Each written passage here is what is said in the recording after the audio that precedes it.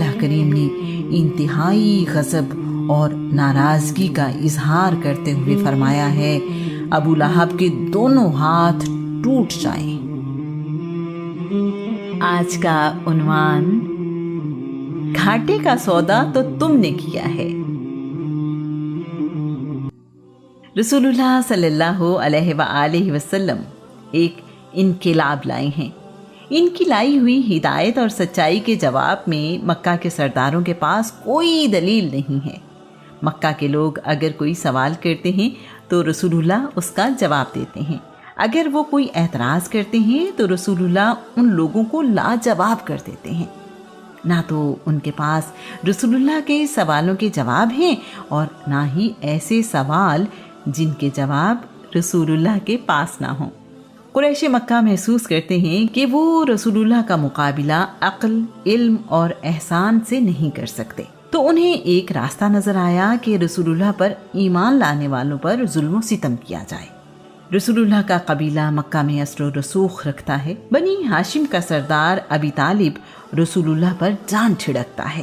قریش کو رسول اللہ کی نسبت وہ غلام آسان ہدف نظر آتے ہیں جو رسول اللہ پر ایمان لے آئے ہیں۔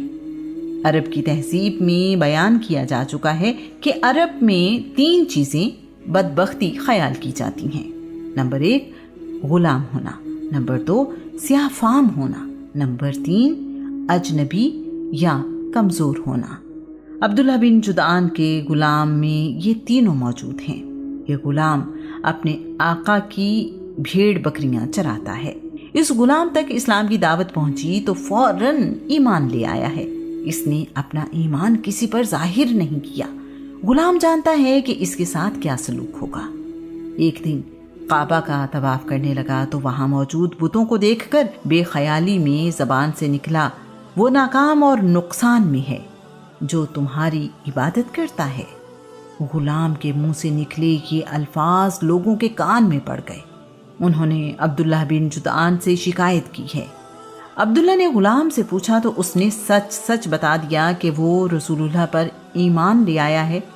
عبداللہ نے غلام سے کہا ہے، نیا دین چھوڑ کر واپس اپنے دین پر آ جاؤ۔ غلام نے اس بات سے انکار کر دیا ہے۔ مکہ کا ایک سردار امیہ بن خلف غلاموں پر ظلم کرنے کے معاملے میں بدنام ہے۔ عبداللہ بن جدعان نے غلام کو امیہ بن خلف کے حوالے کر دیا ہے کہ وہ اس کی عقل ٹھکانے لگائے اور اسے سبق سکھائے۔ یہ پہلا غلام ہے جو رسول اللہ پر ایمان لایا ہے۔ امیہ بن خلف رسول اللہ کی دشمنی میں پاگل ہے۔ اسے یہ کب منظور ہے کہ اس کا غلام محمد بن عبداللہ کے دین پر ہو؟ اس کا غلام اور اپنی مرضی کا دین اپنائے، یہ کیسے ممکن ہے؟ اس کے علم میں جب یہ بات آئی کہ غلام نے کئی خداؤں سے منہ موڑ کر ایک خدا کی بندگی اختیار کر لی ہے تو امیہ کا خون کھولنے لگا ہے۔ امیہ تو غلام کی سانسوں کو بھی اپنی ملکیت سمجھتا ہے۔ امیہ نے فیصلہ کیا ہے کہ اس غلام کو نشان عبرت بنا دیا جائے، اسے ایسی سزا دی جائے جو اس کی برداشت سے باہر ہو۔ یہ نیا دین چھوڑ کر ہمارے دین پر واپس آ جائے، ورنہ اس کے لیے زندگی مصیبت بنا دی جائے۔ ایسی مثال قائم ہو جائے کہ کوئی غلام یا کنیز محمد پر ایمان لانے کا خیال بھی دل میں نہ لائے۔ امیہ بن خلف نے غلام کے گلے میں رسی باندھ کر لڑکوں کے ہاتھ میں دے دی ہے۔ ایک انسان کے ساتھ جانوروں جیسا سلوک کیا جا رہا ہے۔ یہ لڑکے غلام کو مکہ کی گلیوں میں گھسیٹ رہے ہیں، پہاڑوں اور وادیوں میں بھگا رہے ہیں۔ غلام اس دوران گر پڑا ہے۔ یہ لڑکے غلام کو اس حالت میں بھی کھینچ رہے ہیں۔ ان لڑکوں کو غلام کی حالت پر رحم آ رہا ہے، نہ ہی کوئی اس کی مدد کے لیے سامنے آ رہا ہے۔ عرب میں کسی قبیلے کے معاملات میں دخل اندازی جنگ شروع کرنے والی بات ہے۔ غلام کی ویسے بھی کوئی حیثیت نہیں ہے۔ ایک غلام کی خاطر کوئی جنگ کیوں کرے گا؟ غلام کی گردن پر زخم آ گئے ہیں، خون بہہ رہا ہے اور سانس رک رہی ہے۔ لوگوں کی موجودگی میں اعلان کیا جا رہا ہے، اس غلام نے نیا دین اپنا لیا ہے، اس کی یہی سزا ہے۔ اگر کوئی اور نیا دین اپنائے گا تو اس کے ساتھ بھی ایسا ہی سلوک کیا جائے گا۔ یثرب کے رہنے والے حسان بن ثابت بیان کرتے ہیں، میں اسلام قبول کرنے سے پہلے حج کے لیے مکہ گیا تو میں نے دیکھا کہ جوان لڑکے ایک حبشی غلام کے گلے میں رسی ڈالے اسے کھینچ رہے ہیں۔ وہ حبشی غلام کہہ رہا تھا، احدن، وہ یکتا ہے، احدن، وہ یکتا ہے۔ میں لات و عزا، حبل اور نائلہ کی خدائی سے انکار کرتا ہوں۔ امیہ بن خلف اس سزا کو کافی نہیں سمجھتا۔ گرمیوں کی تپتی دوپہر میں جب مکہ کی زمین تانبے کی طرح گرم ہو گئی ہے، اس نے پتھریلی زمین پر غلام کو لٹا دیا ہے۔ اس پر بھی تسلی نہیں ہوئی، امیہ نے ایک بھاری پتھر غلام کے سینے پر رکھ دیا ہے۔ اب یہ مصیبت کئی گنا ہو گئی ہے۔ نیچے جلتی زمین، درجہ حرارت تقریباً 50 ڈگری سینٹی گریڈ، اوپر گرم اور بھاری پتھر، سانس لینا بھی مشکل ہے، یوں کہیے کہ جلتی ہوئی آگ میں پھینک دیا ہے۔ امیہ نے یہ ظلم کرنے سے پہلے غلام کو گھنٹوں بھوکا اور پیاسا رکھا ہے۔ امیہ غلام سے مطالبہ کر رہا ہے، محمد کا دین چھوڑ کر لات و عزا کی عبادت کرو ورنہ یہیں تڑپ تڑپ کر مر جاؤ گے۔ غلام نیم بے ہوشی میں جواب دیتا ہے، احدن، احدن، وہ یکتا ہے، وہ یکتا ہے۔ میں اللہ کے ساتھ کسی اور کو شریک نہیں ٹھہراتا، میں لات اور عزا کے خدا ہونے کا انکار کرتا ہوں۔ غلام کا جواب سن کر امیہ بن خلف اور ظالم ہو گیا ہے۔ امیہ بہت موٹا اور وزنی ہے۔ غلام کی گردن پر امیہ نے اپنی ٹانگ رکھ دی ہے تاکہ اس کی سانس ہی بند ہو جائے۔ غلام بے ہوش ہو گیا ہے۔ غلام پر امیہ بن خلف کا ظلم جاری ہے کہ رسول اللہ ادھر سے گزرے ہیں۔ غلام نیم بے ہوشی میں احدن، احدن پکار رہا ہے۔ اسے دیکھ کر رسول اللہ کہہ رہے ہیں، تم جس وحدہ لا شریک رب کا نعرہ لگا رہے ہو وہی تمہیں اس عذاب سے نجات دے گا۔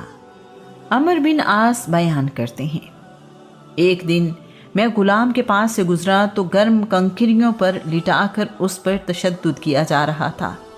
کنکریاں اتنی گرم تھیں کہ گوشت کا ٹکڑا ان پر رکھا جاتا تو حرارت سے پک جاتا۔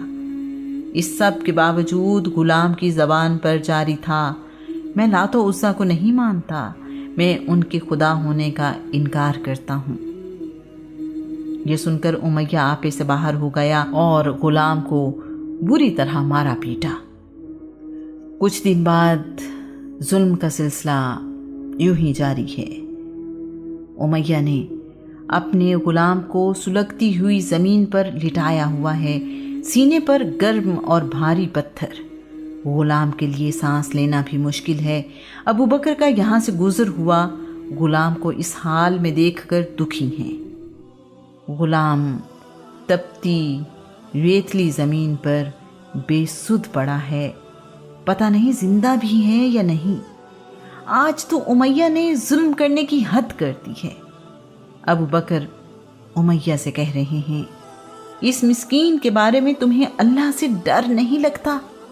کب تک اس بے بس پر ظلم کرتے رہو گے؟ امیہ نے طنزیہ انداز میں جواب دیا ہے، ابو بکر، تم ہی نے اسے خراب کیا ہے، تم نے اسے بے دین کیا ہے۔ اگر تمہیں اس پر ترس آتا ہے تو اسے چھڑا کیوں نہیں لیتے؟ ایک لمحے کی تاخیر کے بغیر ابو بکر نے کہا ہے، میں اسے خریدنے کو تیار ہوں، تم قیمت بتاؤ۔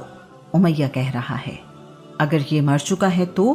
ابو بکر، تب بھی خریدوں گا۔ امیہ، میں تیار ہوں، یہ تو ویسے بھی اب میرے کسی کام کا نہیں رہا۔ اگر مر چکا ہے تو 100 اور اگر زندہ ہوا تو 200 درہم لوں گا، اس کے علاوہ بدلے میں غلام بھی لوں گا۔ ابو بکر: مجھے منظور ہے۔